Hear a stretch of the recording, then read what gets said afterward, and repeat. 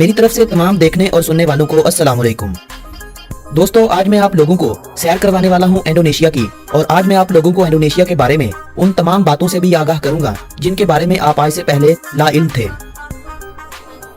हस्बे मामूल एक वही बात कि अगर आपने अभी तक YouTube पर मौजूद हमारा चेक किया तो जल्दी से इस चैनल को सब्सक्राइब कर लें और साथ मौजूद बेल बटन को भी दबा दें ताकि हमारी हर नई आने वाली वीडियो आप लोगों को बआसानी मौसूल होती रहे। दोस्तों, इंडोनेशिया जनूब मशरकी एशिया में वाक़ एक मुस्लिम मुल्क है जहां पर अब तक आसार कदीमा वाले 45,000 साल पहले की जिंदगी के आसार का पता देते हैं।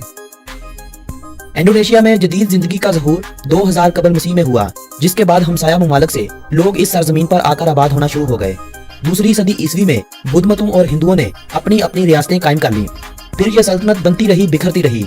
ये हमेशा से होता आया है कि इक़्तिदार के भूखे हमेशा रियासत के गद्दार निकलते हैं, इसीलिए इंडोनेशिया में कायम होने वाली कोई भी सल्तनत ज्यादा अरसा न गुजार सकी। 12वीं सदी तक हिंदुओं और बुद्ध मतों की 15 बार हुकूमतें बन बनकर बिखरती रहीं। 9वीं सदी से पहले ही इस्लाम अरब से आने वाले ताजरों के जरिए इंडोनेशिया में फैल चुका था। 12वीं सदी से इंडोनेशिया के काफी इलाकों पर मुस्लिम सल्तनत कायम हो चुकी थी।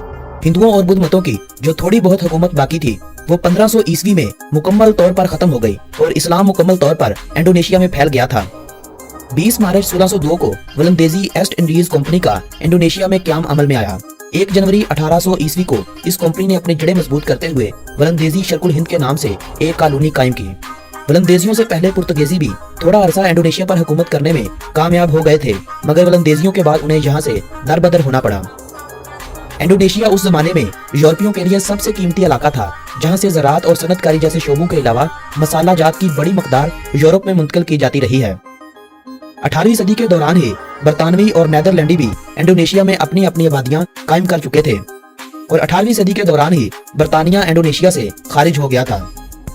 इस्लाम की जगह हुकूमती मजहब ईसाईयत हो चुका था। 9 मार्च 1942 को जंग अजीम दोम के दौरान जापान ने इंडोनेशिया के कुछ हिस्सों पर कब्जा कर लिया और अपनी जड़ें मजबूत करते हुए जापानियों ने 17 अगस्त 1945 को नीदरलैंड को इंडोनेशिया से निकलने पर मजबूर कर दिया। इसी साल अमेरिका ने एटमी हमले करते हुए जापान की ताकत को कम कर दिया, जिसके बाद जापान को भी इंडोनेशिया से निकलना पड़ा। 27 दिसंबर 1949 को जमहूरिया रियासत हाय मुत्तहिदा इंडोनेशिया का क़याम अमल में आया। इंडोनेशिया 1945 में ही आज़ादी तो हासिल कर चुका था, मगर 1949 में कायम होने वाली इस रियासत ने इंडोनेशिया को मुकम्मल आज़ादी से महरूम कर दिया। अवाम के अंदर खुददारी पहले ही जन्म ले चुकी थी। ऐसे हालात में ये मुत्तहिदा रियासत ज्यादा देर तक कायम न रह सकी और 17 अगस्त 1950 को हकीकी मानों में इंडोनेशिया को आज़ादी नसीब हुई। दोस्तों, इंडोनेशिया अपनी आज़ादी के साथ ही एक इस्लामी मुल्क की हैसियत से दुनिया भर में जाना जाता है। इंडोनेशिया अपनी आबादी के एतबार से तमाम मुस्लिम मुमालिक में सबसे पहले नंबर पर आने वाला मुल्क है। इंडोनेशिया 17,508 छोटे बड़े जजीरों पर फैला हुआ एक बेहद सरसब्ज और खूबसूरत मुल्क है, जो बेशुमार वजूहात की बिना पर पूरी दुनिया में अपना एक अलग मुकाम रखता है। 19,10,931 मरबा किलोमीटर रकबे पर फैला हुआ यह मुल्क अपने रकबे के एतबार से दुनिया भर में 14वें नंबर पर शुमार होता है। आबादी के लिहाज से इंडोनेशिया इस्लामी दुनिया में पहले नंबर पर, जबकि पूरी दुनिया में यह चौथे नंबर पर शुमार होता है। इंडोनेशिया की कुल आबादी 2017 के अंदाजों के मुताबिक 26 करोड़ 19 लाख अफराद के करीब है। इंडोनेशिया की कुल आबादी में 87.2% मुसलमान, 9.9% मसीही लोग, 1.7% हिंदू लोग, 0.7% बुद्ध मत, जबकि बाकी छोटी सी तादाद दीगर मज़ाहब के मानने वालों की है। दोस्तों, इंडोनेशिया के बारे में अगर दिलचस्प हक़ाइक़ की बात की जाए तो जकार्ता इंडोनेशिया का दारुल हुकूमत है। ये मुल्की दारुल हुकूमत होने के अलावा अजीम तरीन और तारीखी शहर भी है। एक जमाने में ये हिंदुओं की सल्तनत संडा की अहम बंदरगाह थी और बहुत अहमियत वाला शहर था, जिसे एक मुसलमान फताउल्लाह की क़यादत में मुसलमानों ने 15वीं सदी में फतह किया था और इस शहर का नाम संडा कलापा से तब्दील करके जकार्ता रखा गया था, जिसके मानी मुकम्मल फतह के हैं। यह शहर दुनिया के बड़े बड़े शहरों में शुमार होता है और गुंजान आबादी वाले शहरों में इसका शुमार 9वें नंबर पर होता है। इंडोनेशिया की करेंसी को इंडोनेशियन रुपया कहा जाता है, जो पाकिस्तानी 1 रुपए के बदले में 128.81 आ जाएंगे। यानी इंडोनेशिया में जाकर पाकिस्तानी रुपए की कदर ऐसे हो जाएगी जैसे पाउंड की पाकिस्तान में है। आपका 1000 वहां जाकर 1,28,810 रुपए हो जाएंगे। इंडोनेशिया वक्त के लिहाज से पाकिस्तान से 2 घंटे आगे है। इंडोनेशिया पाकिस्तान से 5,843 किलोमीटर की दूरी पर वाक़ है। इंडोनेशिया का कॉलिंग कोड +62 है। इंडोनेशिया का डोमेन नेम .id है। भाषा या भाषा इंडोनेशिया की कौमी और सरकारी जुबान है, जबकि अंग्रेजी जदीद और दूसरी जुबान के तौर पर भी इस्तेमाल की जाती है। इंडोनेशिया में बोली जाने वाली कुल जुबानों की तादाद 742 के लगभग है, जिनमें से संदा, जवाइन्स, सासक, माले और मनहासा ज्यादा अहम और नुमायां जुबानें हैं। इंडोनेशिया में दीगर गैर मुल्कियों में सबसे ज्यादा तादाद पाकिस्तानी, इंडियन और बांग्लादेशियों की है, जो अपनी मुल्की जुबानों का भी इस्तेमाल करते हैं। जवान्स, मादुरेज, बटक और संदेज लोग यहाँ बसने वाली आबादी के बड़े अहम ग्रोह हैं, जबकि दीगर कई एक कबीले भी आबाद हैं। दुनिया का सबसे बड़ा फूल राफलेसिया भी इंडोनेशिया में पाया जाता है, जिसका वजन 7 किलोग्राम के करीब है। इंडोनेशिया में मिलने वाली कोमोडो ड्रैगन दुनिया की सबसे बड़ी छिपकली है, जिसका साइज 3 मीटर है। इंडोनेशिया के दारुल हुकूमत जकार्ता में वाक़े गलोरा बंग स्टेडियम दुनिया का दूसरा सबसे बड़ा स्टेडियम है, जहां पर एक वक्त में 1,20,800 अफराद मैच देख सकते हैं। 54,716 किलोमीटर की साहली पट्टी के साथ इंडोनेशिया कनाडा के बाद दुनिया भर में अपने साहल के एतबार से दूसरे नंबर पर आता है। एक वक्त तक इंडोनेशिया अपने रेड लाइट एरिया के हवाले से पहले नंबर पर माना जाता था, जहां पर एक वक्त में 2000 से ज्यादा औरतें जिनसी बदफेली के लिए दस्तयाब हुआ करती थी। मजहबी तंजीमों की तरफ से आवाज उठाए जाने के बाद इस मार्केट को 2014 में मुकम्मल तौर पर बंद कर दिया था। इंडोनेशिया में पोनकाक जिया के करीब वाक़े ग्रासबर्ग कान दुनिया में मौजूद सोने की सबसे बड़ी कान है और तांबे की ये तीसरी बड़ी कान है। वस्ती जावा में वाक़े बोरोबुदर मंदिर दुनिया में मौजूद बुद्ध मत के मानने वालों का सबसे बड़ा मंदिर है। दुनिया का दूसरा, तीसरा और छठा सबसे बड़ा जजीरा भी इंडोनेशिया में वाक़े है। दुनिया के बड़े बड़े जजायर में 13 बड़े जजायर इंडोनेशिया में आते हैं। गिनीज बुक वर्ल्ड रिकॉर्ड के मुताबिक दुनिया का सबसे बड़ा सांप 1912 में सलावेसी इंडोनेशिया से पकड़ा गया था, जिसका साइज 10 मीटर था। इंडोनेशिया का दारुल हुकूमत जकार्ता अपने रकबे के लिहाज से दुनिया का 13वां सबसे बड़ा शहर है।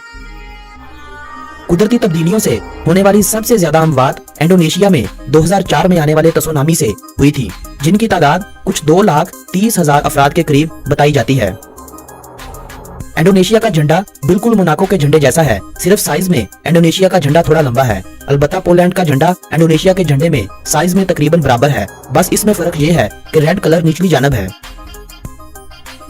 इंडोनेशिया का जजीरा जावा दुनिया का सबसे गुंजान आबाद जजीरा है। इस जजीरे पर इंडोनेशिया की तकरीबन निस्फ आबादी आबाद है। इंडोनेशिया अपनी मैशियत के हवाले से दुनिया भर में 7वें नंबर पर शुमार होता है। इंडोनेशिया की मैशियत में सोने, तांबे और ज़राअत के अलावा रबड़ की एक्सपोर्ट बहुत नुमायां है। रबड़ की एक्सपोर्ट के हवाले से यह दुनिया भर में दूसरे नंबर पर आता है। जाउन रैनो इंडोनेशिया का ही एक जानवर है जो इंडोनेशिया के अलावा आपको दुनिया के किसी भी मुल्क में देखने को नहीं मिलेगा। इनकी तादाद अब 50 के करीब रह चुकी है। अगर आप झीलों के पानी का रंग बदलता देखना चाहते हैं तो ये भी आपको इंडोनेशिया में ही देखने को मिलेगी, क्योंकि इंडोनेशिया में आतिशफशां पहाड़ कैलुमोटू पर चढ़ने के बाद ये झीलें आपको नजर आएंगी, जो गैसों के अखराज से अपना रंग सुर्ख, सब्ज, काला, नीला और हत्ता के कई रंगों में तब्दील कर लेती हैं।